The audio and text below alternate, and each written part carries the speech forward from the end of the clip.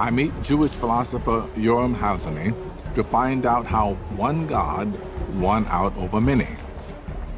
This is the old city, old Jerusalem. The old city of Jerusalem. And stores like this have been lining these streets for thousands of years.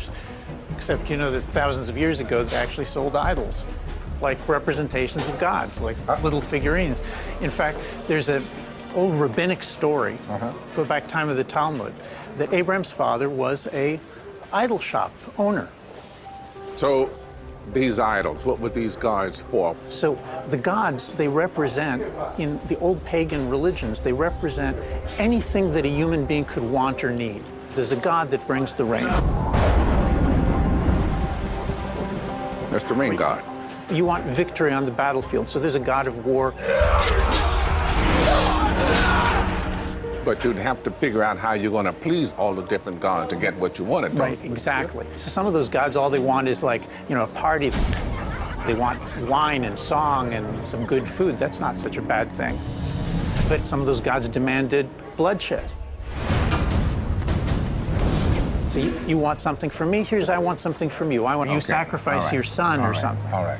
How do I get now from the rain god, I got a god of fire, to one I can't see, I can't touch, I don't know for sure is there? Well, that's what this story about Abraham is about. Abraham looks around at all these different gods. There's got to be one set of rules, one set of laws of nature, one set of laws of morals that apply to all human beings. So what does he do? Where's he going to go? All right, let's take a walk and I'll show you. Come on. Okay, all right.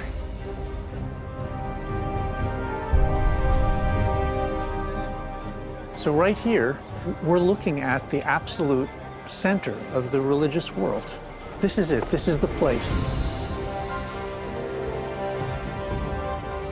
We have over there the Dome of the Rock.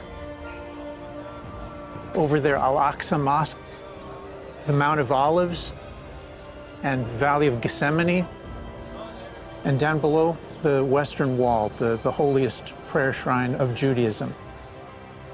Why here? For one reason exactly.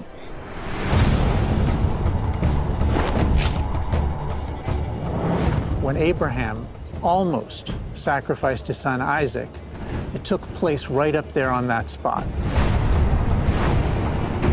Now, let's remember, Abraham is surrounded by idolaters who are sacrificing their children, murdering their own children. Abraham thought that he was following God's commandments by taking Isaac up there and... But God says to him, you're not going to touch your son. Not this time, not for all time. There's one God, and he says you are not going to sacrifice another child ever again.